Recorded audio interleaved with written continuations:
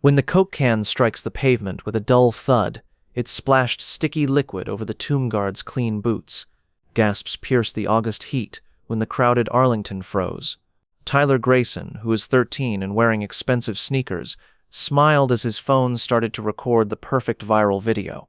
He thought the soldier with the stone face would laugh, or maybe even flinch.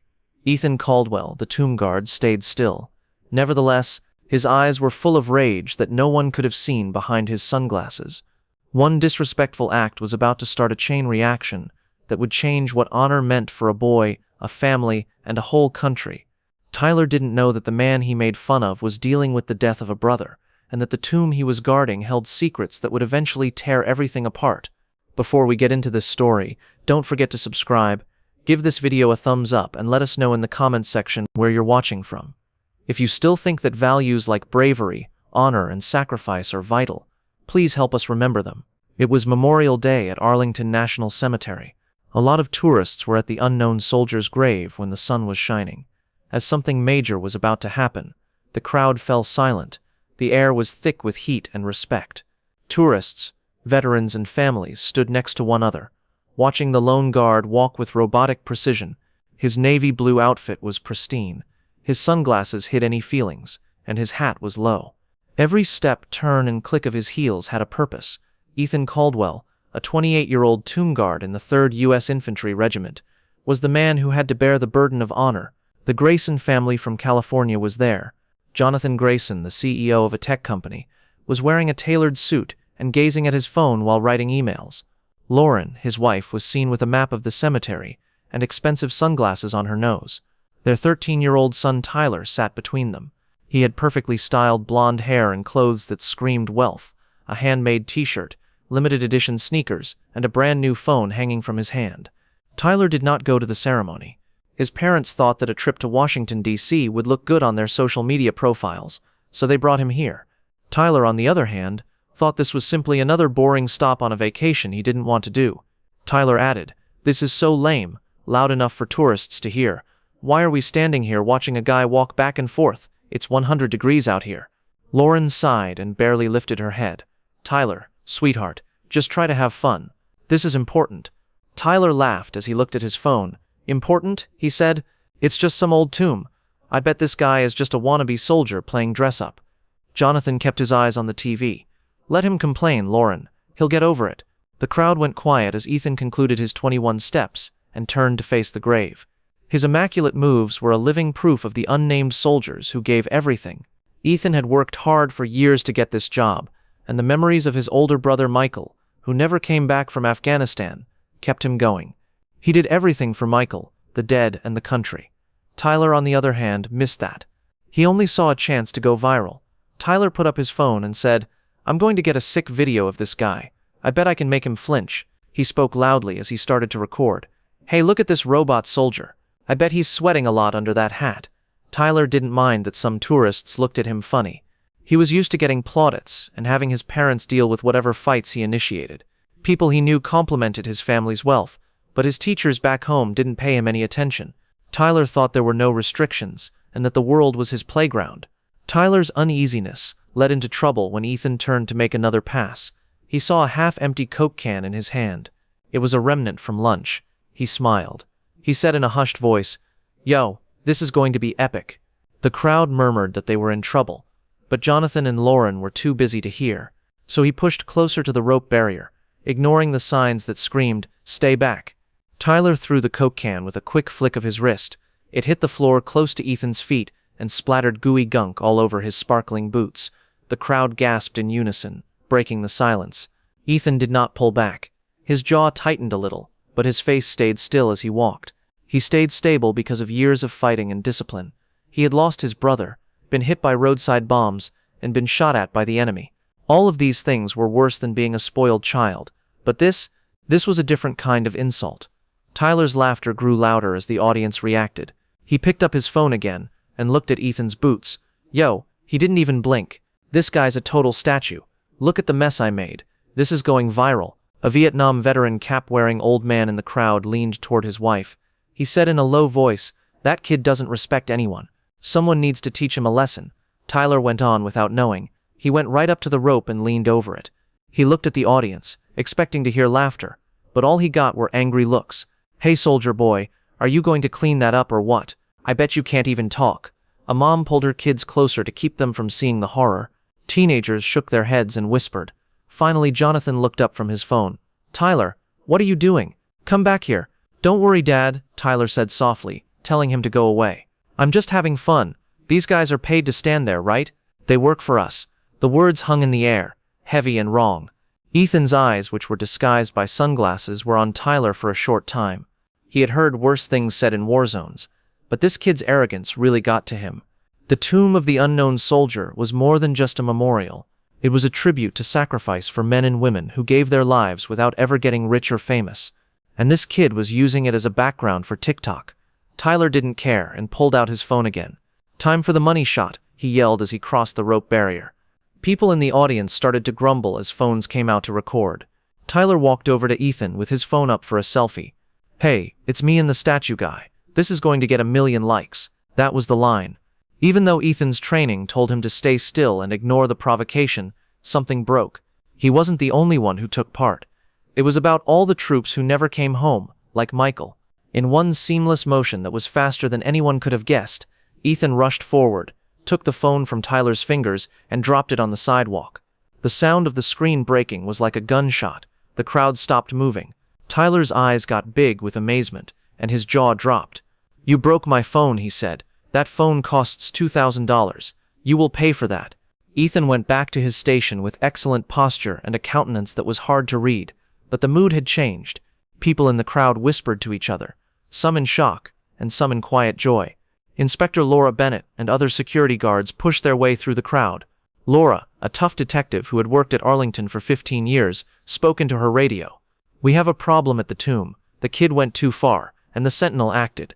Jonathan ran ahead. His face indicated, "This is crazy. That soldier hurt my son. I'm calling my lawyer. Do you know who I am?" Laura's voice was strong but calm when she raised her hand. "Sir, your son threw a soda can at a tomb guard and crossed a restricted barrier. That's assault and trespassing on federal property. You're lucky the sentinel didn't do more. He's a kid."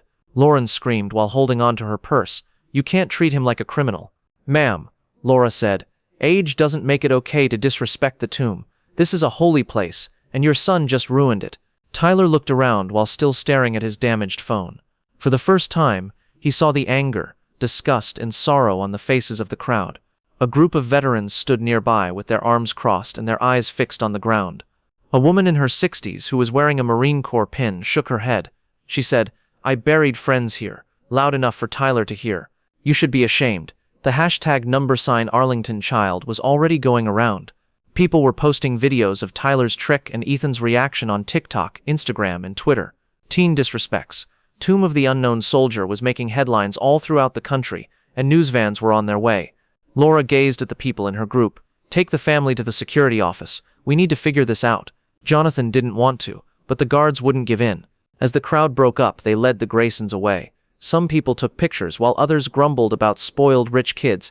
Ethan kept marching, even though his boots were still sticky with cola and he was still focused. But he could feel a storm inside. He didn't feel bad about disobeying the rules, which is unusual for a tomb guard. Not quite yet. The Graysons sat across from Laura and Colonel Margaret Hayes, who was in charge of Ethan's regiment. They were in the security office, a small air-conditioned room full of images of Arlington's past. Margaret, a 50-year-old veteran with gray hair and steely eyes, didn't hold back. She went on, "Mr. Grayson, your son attacked a federal officer and disrespected a national monument. This isn't a game.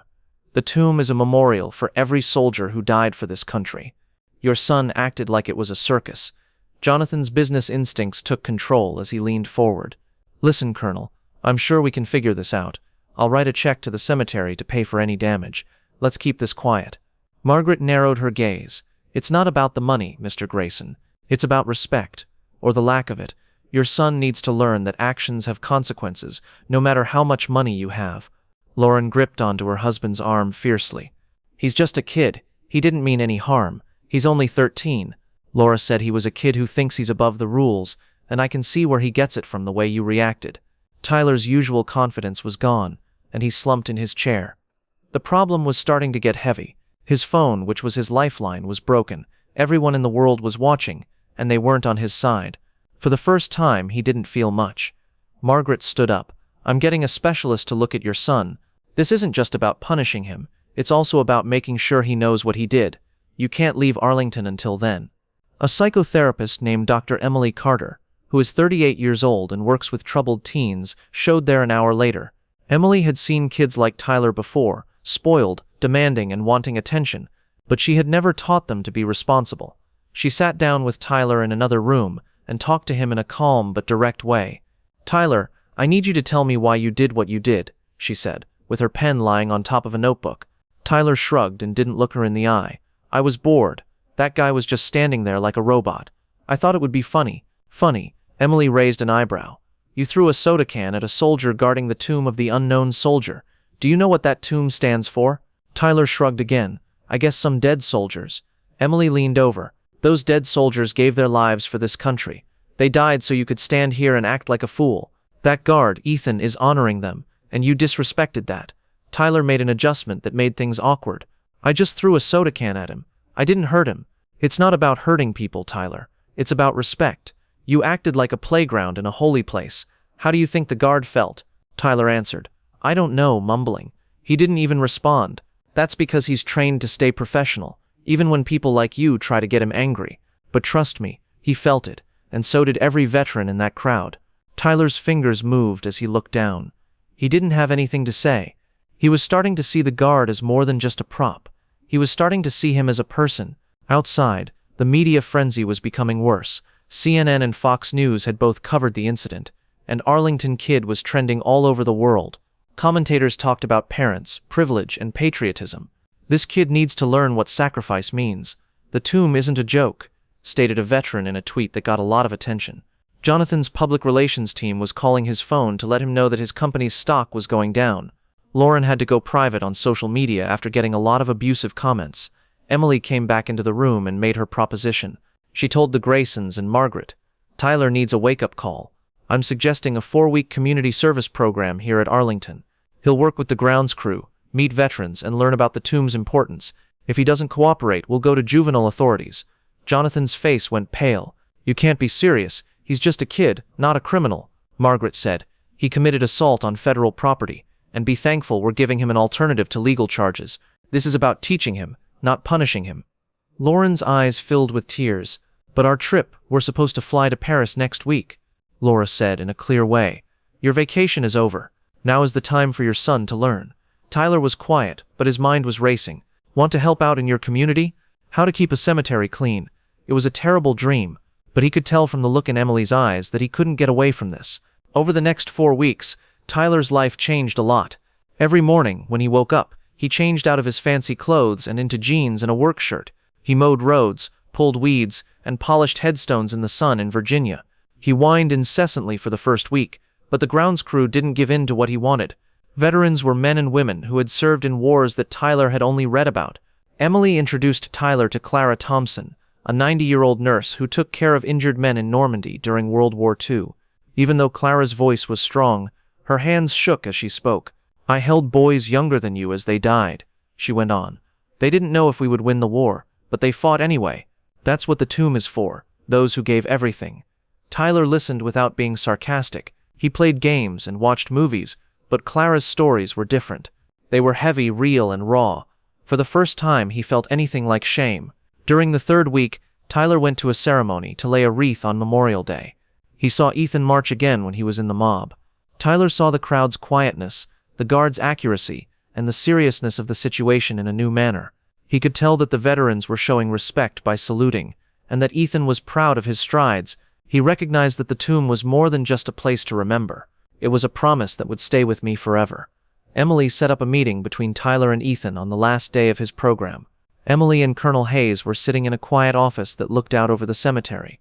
Ethan acted very much like a soldier, even though he was wearing normal clothes. Tyler's stomach growled as he turned to face the man he had disrespected. Tyler said, Ethan, I'm sorry, in a calm but kind voice. I was a jerk. I didn't understand what you do or what this place means. I treated you like a prop, and that was wrong. Ethan gazed at him, but his face was unreadable. Why did you do that, kid? Tyler stopped. I thought it would make me look cool online. I didn't think about you as a person or the soldiers you're honoring. I've been talking to veterans and learning about what they went through. My grandpa was a Marine, and he would be ashamed of me. Ethan nodded slowly. My brother was a soldier too. Michael died in Afghanistan when I was your age. I guard the tomb for him and all the other soldiers who didn't come home. When you threw that soda, you weren't just disrespecting me, you were disrespecting them too. Tyler's eyes hurt. I understand that now. I can't change it, but I want to make it right. Ethan bent down. You're starting to. It takes courage to admit you were wrong. Keep listening and learning. That's how you honor the dead. Tyler's throat got tight as he nodded. I will. I promise. Ethan put out his hand. Tyler shook it with a firm and honest grip. Tyler realized for the first time that people saw him as someone who could change, not just as a rich kid. That wasn't the end of the story. Tyler's story, which replaced Tomb Guard Lesson with Arlington Kid, became national news. He started a blog to connect with other young people who were like him and share what he had learned about respect and sacrifice. Jonathan and Lauren were shaken by what happened and resolved to raise Tyler in a different way. They signed up for parenting programs. Ethan kept working. He was a quiet guardian of the dead, with gleaming boots and precise steps. The broken phone was never fixed. But what Tyler got that was more precious than any instrument was respect, humility, and a sense of purpose beyond himself. The tomb of the unknown soldier was a reminder, as it usually is, that some things are sacrosanct and that some lessons change your life forever. If you loved the tale, please think about sending a great chat to help make more stories like this. Now, click the video on the screen to hear another story of bravery, sacrifice, and a choice